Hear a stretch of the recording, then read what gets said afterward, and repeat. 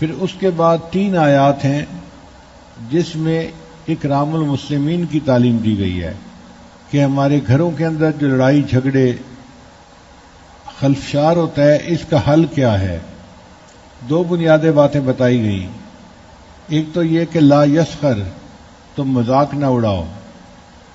مذاق سے مراد صرف خوش طبعی نہیں ہے، کوئی لطیفہ سنا دینا، خوش طبعی کر دینا شرعاً جائز ہے.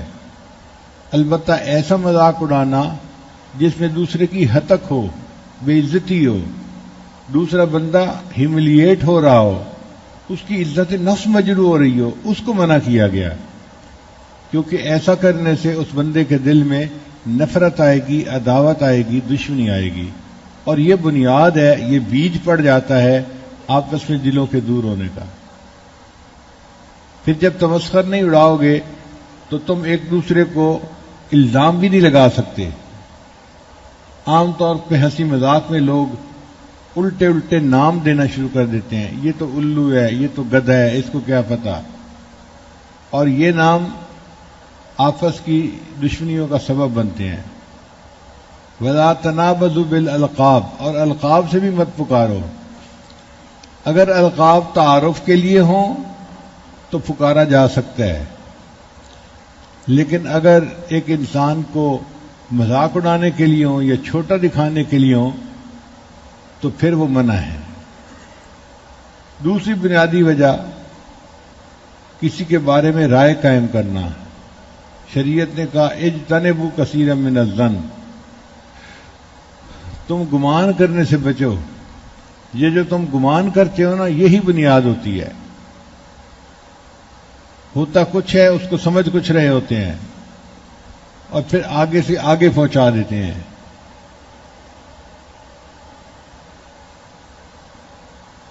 اس میں ہم نے ایک واقعہ بھی پڑھا تھا کہ امام مالک رحمۃ اللہ کے زمانے میں مدینہ کی ایک عورت نے میت کے بارے میں کوئی بات کر دی تھی، اس کا ہاتھ میت کے جسم کے ساتھ چپک گیا تھا. پھر جب اس کو کوڑے لگے تھے 80 تب اس کا ہاتھ چھوٹا تھا، چونکہ اس نے بہتان لگایا تھا. ایک عورت گزر رہی تھی اور مرد اس کو ہنس کے دیکھ رہا تھا. اتنی سی بات پہ اس نے گمان کر لیا عورت کے اس کے ساتھ ناجائز تعلقات ہیں. تو شریعت نے اس بدگمانی سے ہمیں منع کیا. البتہ اللہ کے ساتھ مومن کو ہمیشہ اچھا گمان ہونا چاہیے. شریعت کا قانون ہے، جیسا گمان ہوگا اللہ تعالیٰ اس کے ساتھ ویسا معاملہ فرمائیں گے.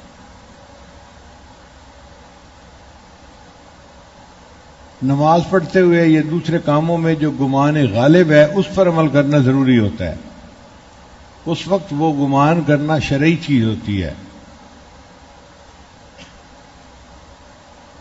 پھر گمان کے بعد دوسری چیز ہوتی ہے تجسس پیدا ہونا. شریعت نے اس کو بھی منع کیا، ولا تجسسوا، تم ٹو میں نہ لگو. تم کیوں CID بنتے ہو؟ اگر کسی کی ایک پرائیویٹ لائف ہے تو اس کا اور اس کے رب کا معاملہ ہے، تم درمیان میں انٹرفیئر مت کرو. اگر اللہ چاہیں گے تو اس کو توبہ کی توفیق دے دیں گے، اور اگر نہیں توبہ کرے گا تو اس کو سزا ملے گی. تو یہ تو کام اللہ کا ہے، تم کیوں ٹو میں لگتے ہو؟ کون کیا کر رہا ہے؟ تم تھانے دار متعین نہیں ہوئے، اس لیے کسی کے سیل فون کے میسیجز پڑھنا، کسی کے پرائیویٹ خط کو پڑھنا یا کسی کی پرائیویٹ لائف کو معلوم کرنے کی کوشش میں لگنا، شرعاً یہ چیزیں جائز نہیں ہیں. شریعت نے ہر بندے کو ایک فاصلہ دیا ہے کہ جس میں وہ اپنی زندگی اپنی مرضی سے گزار سکتا ہے.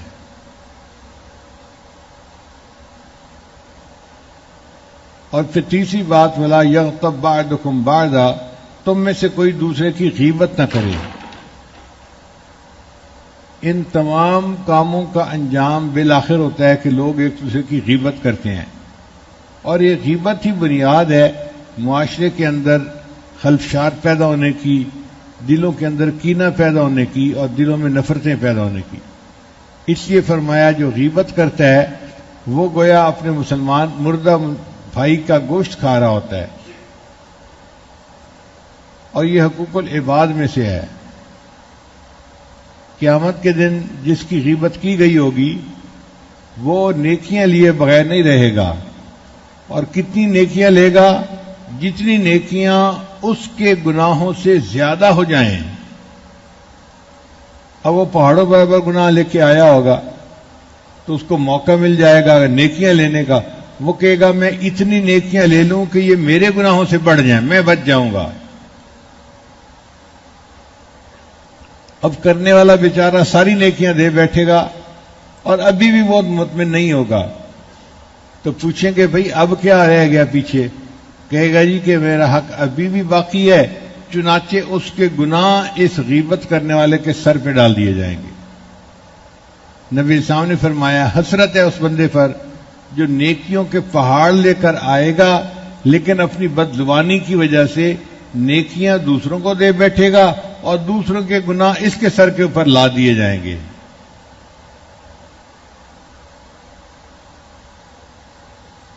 امام اعظم ابو حنیفہ رحمۃ اللہ علیہ بالکل کسی کی غیبت نہیں کیا کرتے تھے۔ کسی نے ایک دن کہا کہ امام صاحب آپ بالکل کسی کی غیبت نہیں کرتے۔ فرمایا ہاں میں اتنا بے وقوف نہیں کہ اپنے کیے ہوئے عمل کسی اور بندے کے حوالے کر دوں۔ مجھے اللہ نے عقل دی ہے، اگر میں نے عمل کیے ہیں تو ان عملوں کی حفاظت بھی میں نے کرنی ہے۔ میں کیوں ایسا لفظ زبان سے نکالوں کہ میری نیکیاں اس کو دے دی جائیں؟ اس لیے کسی کا نام لے کر بات کرنا، اس سے ہمیشہ پرہیز کرنی چاہیے، بچنا چاہیے۔ غیبت جس طرح کرنا حرام ہے، غیبت کا سننا بھی حرام ہے۔ ایسی مجلس سے اٹھ کے چلا جائے بندہ، یا اس مجلس میں کوئی ایسی بات کر دے جس سے یہ محسوس ہو کہ یہ بندہ متفق نہیں ہے۔ جس کی غیبت ہو رہی ہے اس کی کوئی اچھائی بیان کر دیں، وہ تو 5 وقت کی نمازی عورت ہے جی، وہ تو بڑی پردہ دار عورت ہے جی، وہ اپنے بچوں سے بڑی محبت کرتی ہے، وہ تو خامد کی بڑی فرما بردار ہے، وہ تو بڑی پڑھی لکھی ہے، وہ تو بڑی عقل مند ہے۔ کوئی نہ کوئی اچھائی تو ہوتی ہے نا، تو کوئی اچھائی بیان کر دیں گے تو گویا آپ غیبت کرنے والے کے ساتھ متفق نہیں ہیں۔